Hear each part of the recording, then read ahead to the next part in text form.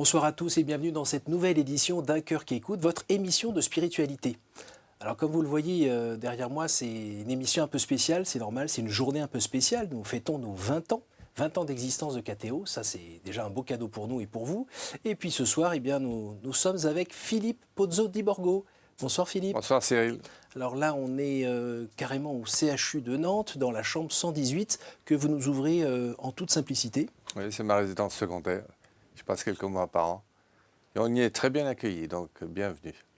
Donc c'est votre amour de la Bretagne C'est ça, et peut-être de Bretonne plutôt que la Bretagne.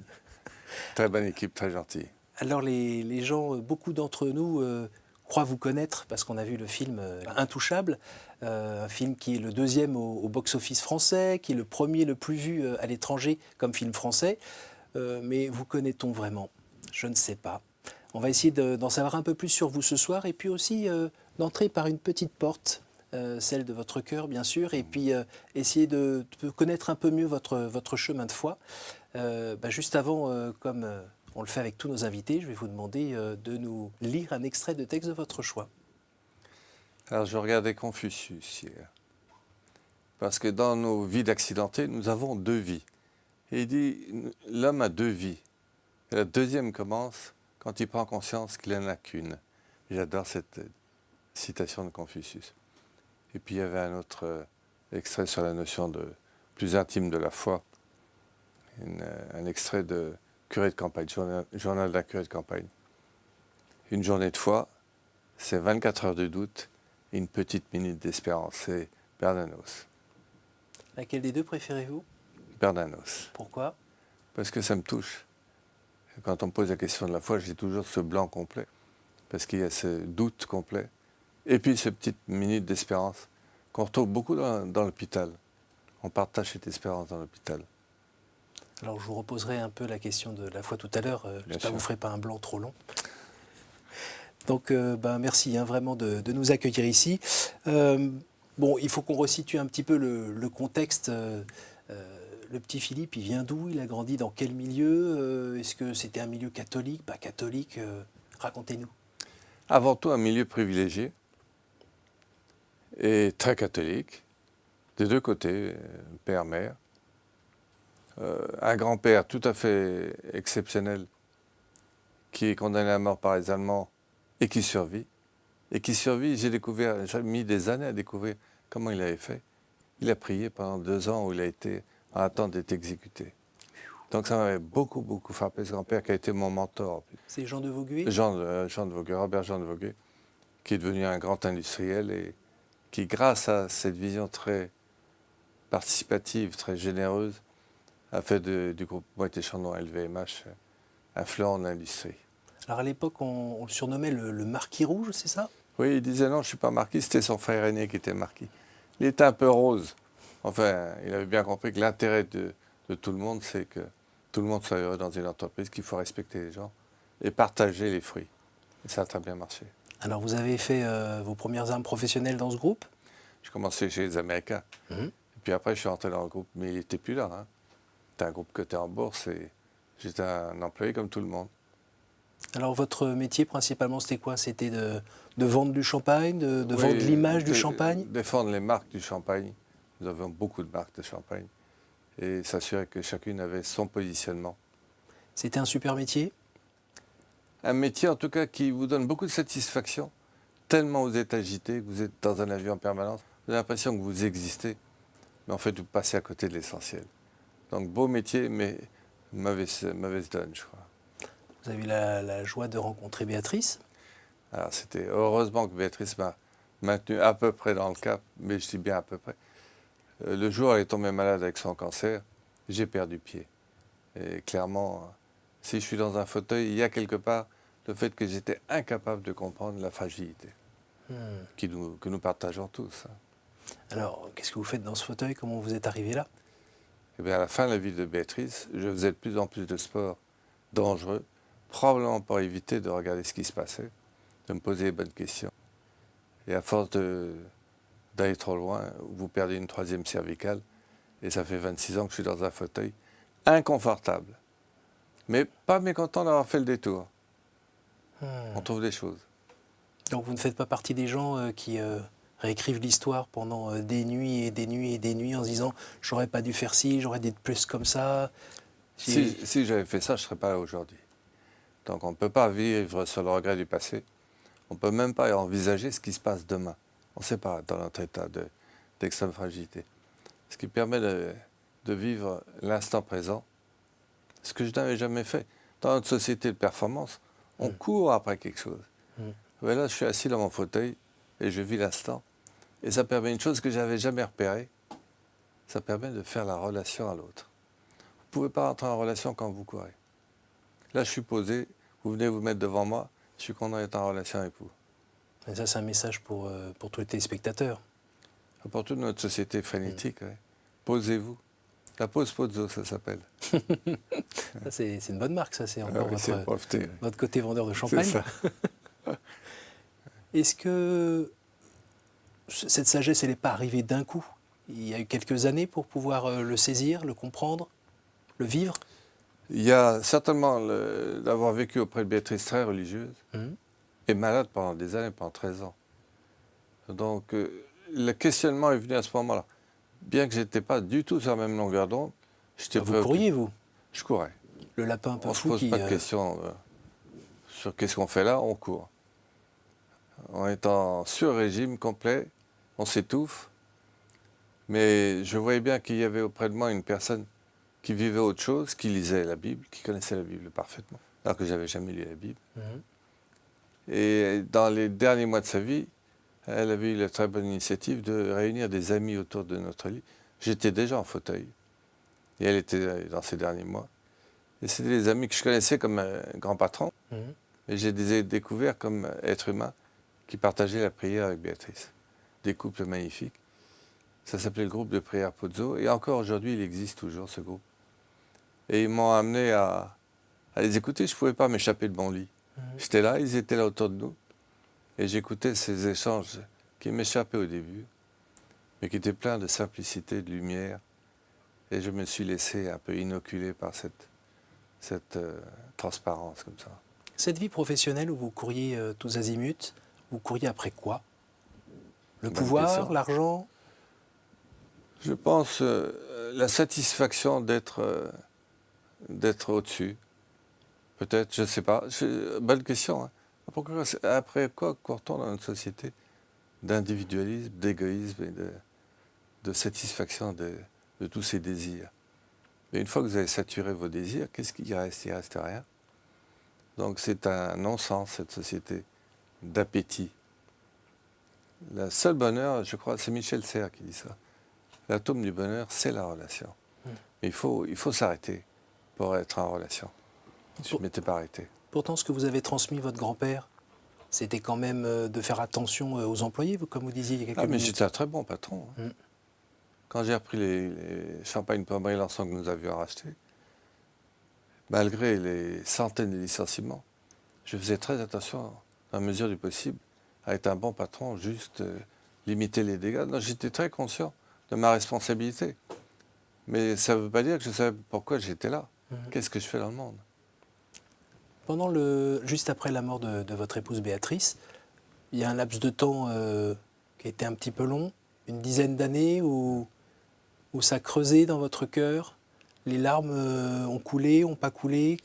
Qu'est-ce qui s'est passé pendant cette période? Il y a d'abord eu un énorme chagrin et une dépression profonde. Chose que je n'avais jamais connue de ma vie. C'est une maladie de la société, la dépression. Qu'est-ce que c'est que la dépression? C'est le constat qu'on s'est trompé. Quelque part, un constat physique presque. Donc j'ai pris conscience que j'avais tout raté, que mon épouse était partie, et que je n'avais pas su ni l'accompagner, ni comprendre sa vie. Cette lumière, elle transmettait une lumière extraordinaire. En dehors du fait qu'elle était ravissante, magnifique, intelligente, il y avait quelque chose qui m'échappait. Une soif une espérance. Voilà.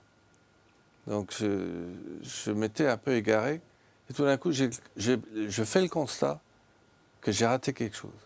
Donc je rentre dans la dépression. Et la dépression, c'est avant tout le silence. Et une fois que vous vous habituez au silence, j'ai passé 2 ans à regarder mon plafond. Hein. C'est ça une dépression. Ou une chambre d'hôpital, c'est vous regardez votre plafond. Puis petit à petit, dans ce silence, vous entendez une voix et c'est vous-même. Le plafond, c'est le miroir de vous-même. Mais j'avais jamais pris le temps, hein. Je ne connaissais pas ça. Donc tout d'un coup, j'entends une voix de conscience, probablement la voix de l'enfant que j'ai été.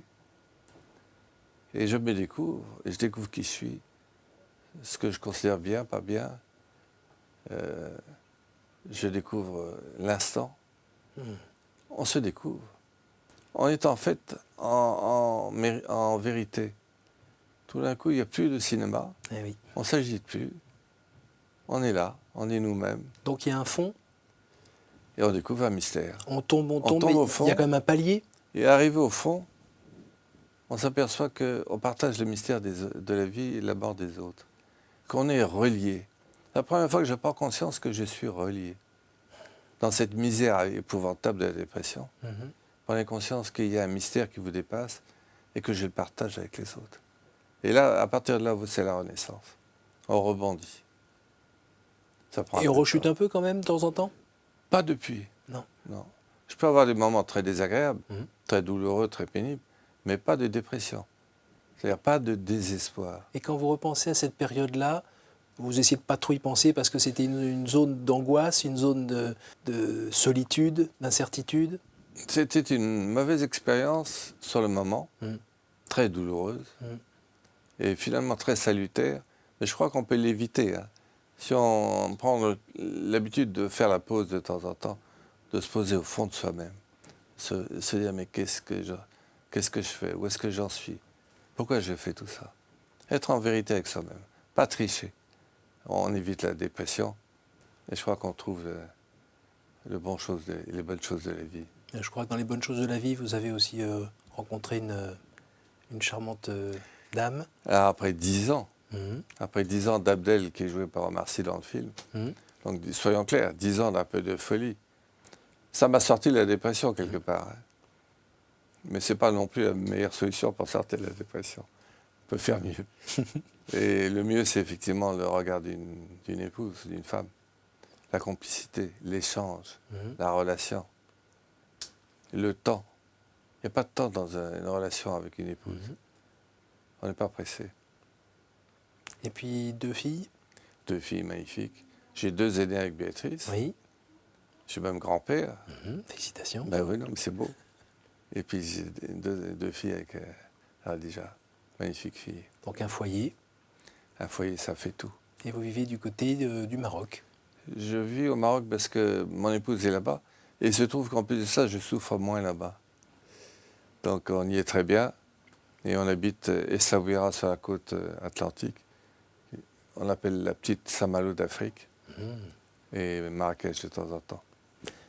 Si on regarde le Philippe d'avant l'accident et le Philippe d'aujourd'hui, on a vu qu'il y a eu quelques changements. Mais dans ce que vous aviez un peu dans le fond, peut-être à une époque, peut-être d'amour-propre, d'avancer, de conquérir, d'être le premier, de gagner, de courir, ce que vous venez de dire. Et aujourd'hui, le Philippe qui ne peut pas faire grand-chose tout seul et qui a toujours besoin que quelqu'un vienne l'aider, j'imagine que ça a permis de développer un peu la vertu d'humilité. Vous êtes obligé d'être humble, patient, aimable, accepter votre dépendance. Mais qui n'est pas dépendant un peu de l'autre, hein? On se gargarise d'être indépendant en achetant les services des autres. Ce n'est pas la bonne formule. Je suis sûr que c'est délicieux d'être dépendant de quelqu'un. Surtout quand c'est votre jolie femme qui s'occupe de vous. Mais... Qu'est-ce que vous avez à nous dire sur la grande fragilité? Ah, la grande fragilité. Jean Vanier, qui est pour moi l'inspirateur de toute cette réflexion sur la grande fragilité, m'a fait découvrir des choses que j'ignorais. Je suis pourtant tétraplégique. Je pensais que j'étais l'Aristo du handicap. Et il y a beaucoup plus handicapés que moi. Et il m'a mis en communication avec cette grande fragilité. Soit le traumatisme crânien, les polyhandicapés, la trisomie, enfin des handicaps où l'aspect cognitif est un peu altéré. Et il m'a souvent mis en face d'assemblées de gens très abîmés. Et au début, j'étais terrorisé. Comme nous le sommes tous, hein, devant la fragilité. Et devant l'inconnu aussi. Pardon? Et devant l'inconnu aussi. Et devant l'inconnu. Et cette différence considérable. Mais une fois que vous êtes en face et que vous êtes, j'allais dire, bloqué, je ne peux pas m'échapper. Je suis coincé là. J'ai découvert qu'en s'oubliant un peu, c'est un exercice, hein, vous oubliez, vous faites un pas de côté, vous voyez le tétra, il se déplace, il fait un pas de côté, il regarde, il se rend compte qu'il y a quelque chose, il y a quelqu'un en face de moi. Même s'il ne s'exprime pas, d'une manière ou d'une autre, il va exprimer son chemin de dignité. Et cette attention à cette grande différence qui me fait découvrir l'autre, au-delà des mots, ben ça vous change le regard sur la vie. Et j'ai appris à regarder le monde avec cette considération pour la grande fragilité. Et là, vous prenez plein d'espoir pour le monde. J'imagine que votre conception de ce qu'est un homme a aussi un peu changé. Ah ben, l'homme, il faut prendre tous les hommes. Et pas le standard normal de la société occidentale où c'est performance et normalité. Non, non, c'est l'homme dans sa diversité, dans son infinie fragilité, sa différence.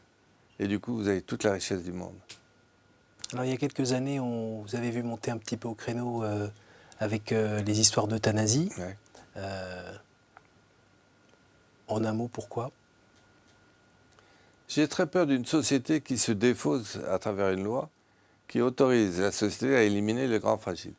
C'est d'une violence inouïe pour le grand fragile, qui ne peut pas dire non, il ne peut même pas lever la main. Vous vous rendez compte, il est la bête. Il ne peut pas lever la main. Mais en plus de ça, la société qui se défausse est en train de se détruire. Parce qu'un jour, elle va y passer. Vous créez un terrorisme dans la société. Donc j'étais vent debout, j'adore dire ça, j'étais vent debout contre cette notion de suicide assisté, de fin de vie assistée trop brutalement. Respectons la fragilité. C'est bon pour la personne couchée qui est en train de mourir, et c'est bon pour vous. Vous allez sortir de vous-même et enfin considérer l'autre. Et vous vous réconciliez avec votre fragilité. Est-ce que vous avez peur de votre fragilité? Mais regardez, on vit avec, on meurt avec. Mais les gens ont peur de la maladie, ont peur de la grande maladie, ont peur de mourir. Je crois que le rêve des Français, c'est gentiment faire un arrêt du cœur dans son lit chez soi, et c'est réglé. C'est pas la solution pour vous? Mais on peut vous piquer, si vous voulez donner votre heure, on vous piquera. Non, mais c'est terrifiant. Vous voyez, une société qui est hérissée de crânes comme ça. Non, non, il faut apaiser le monde en introduisant la fragilité dans le quotidien. C'est pour ça que je m'occupe de l'association de grands handicapés. C'est pas pour m'occuper d'eux. Nous ne nous occupons pas que de bien les héberger et les respecter. C'est qu'ils sont les ambassadeurs. Ils vont dans la rue, ils vont chez les voisins. Ils sont les ambassadeurs de la fragilité. Ils désamorcent les craintes des gens. Il faut inclure les fragiles et les différents. Et la société se portera mieux.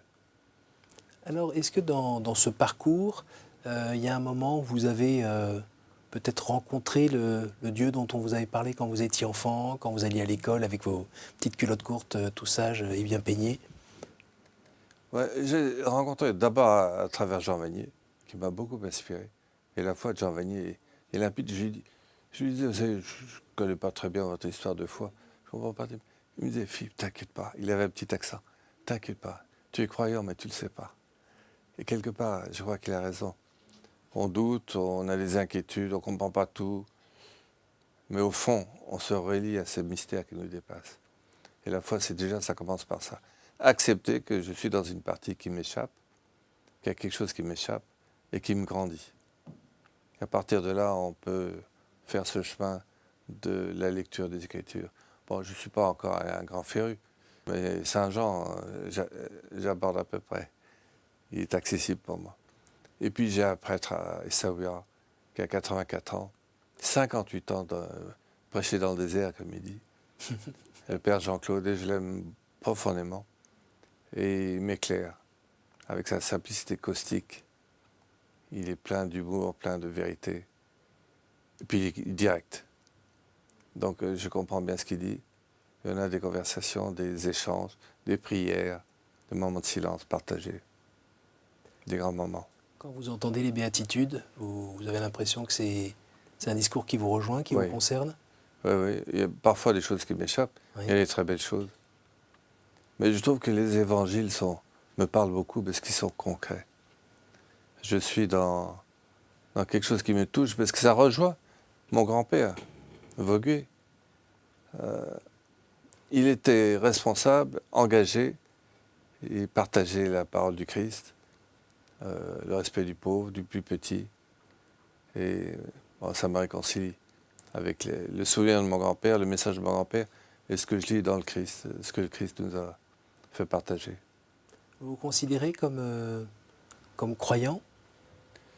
Je suis très pratiquant, croyant, oui, comme disait Bernanos, 1 minute par jour, et reste du temps toujours relié à la communauté, parce qu'il y a cette notion de communauté. Contrairement à notre société qui est individualiste, l'Église est cette communauté où nous partageons cette parole du Christ. C'est magnifique que nous ayons entre nous ce lien qui fait que nous ne sommes pas une société désespérante.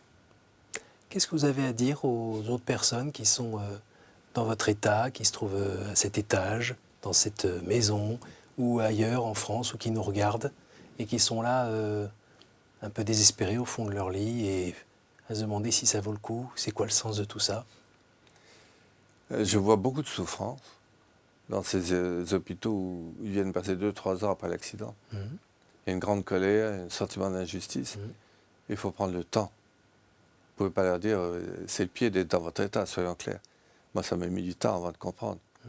Mais petit à petit, je leur fais passer le message que dans leur grande fragilité, ils apportent quelque chose aux autres, qui vont réconcilier l'autre avec qui il est. Donc je dis toujours, vous ne bougez pas, mais dites aux gens de venir vous toucher. Alors de temps en temps, ils ont l'air bêtes parce qu'ils vous tendent la main et ne savent pas quoi faire après.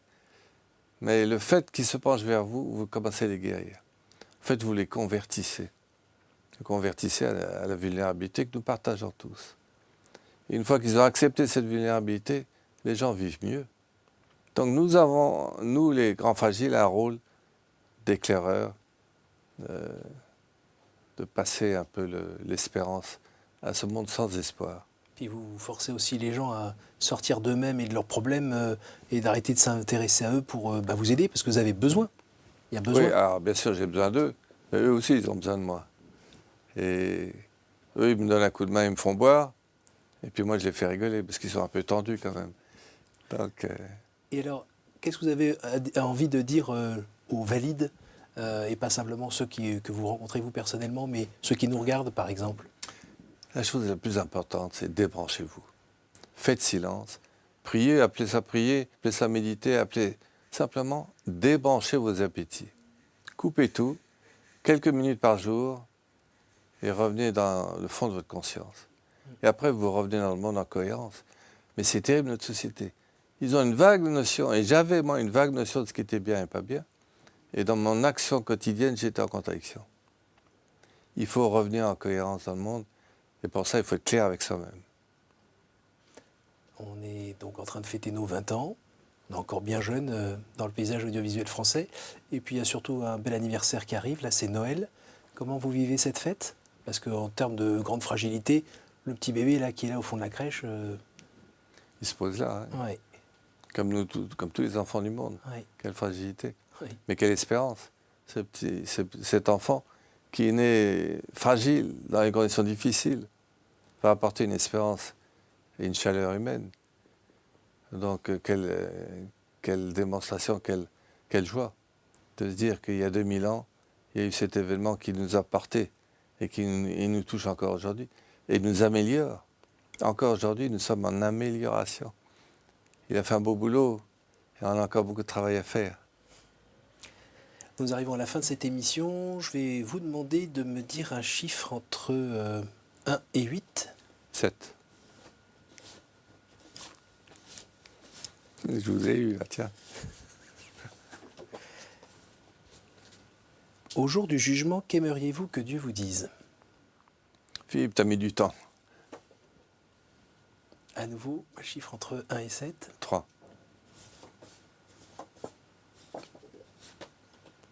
Quelle est pour vous la plus belle fête? La plus belle fête. Ouais, c'est quand même Noël, il n'y a rien à faire. Je cherchais, il y en avait d'autres, il y a des belles fêtes. Ça tombe bien. Mais Noël, c'est cette espérance extraordinaire. Cette renaissance de l'humanité. C'est une merveille. Notre renaissance un peu aussi. Ben oui, bien sûr. Pour finir, entre 1 et 5. 2. Qu'est-ce qu'on mange Pardon. Quel est le personnage ou le saint que vous aimeriez retrouver au ciel? Robert Jean de Voguet, c'est un saint homme. Même si c'était un grand patron, c'est avant tout un honnête homme. Et une vision généreuse, responsable, engagée, lâche jamais. Un grand monsieur. Merci beaucoup Philippe, merci de nous avoir accordé ce temps dans votre intimité ici. Merci Cyril. Sans masque, sans phare, tout simplement. On sent que vous avez la chance de commencer à toucher déjà du doigt la sagesse. Merci beaucoup et puis merci beaucoup aussi à l'hôpital de CHU de Nantes qu'on remercie, qui nous a offert ses portes pour pouvoir être ici. Merci à vous tous évidemment de nous avoir regardés pour votre fidélité. N'hésitez pas à transmettre autour de vous l'existence de cette émission grâce à notre site www.ktotv.com. Tout simplement, on vous souhaite un très joyeux Noël à venir et puis merci d'être avec nous dans la fête pour fêter ses 20 ans. Bonne soirée à tous et à la semaine prochaine.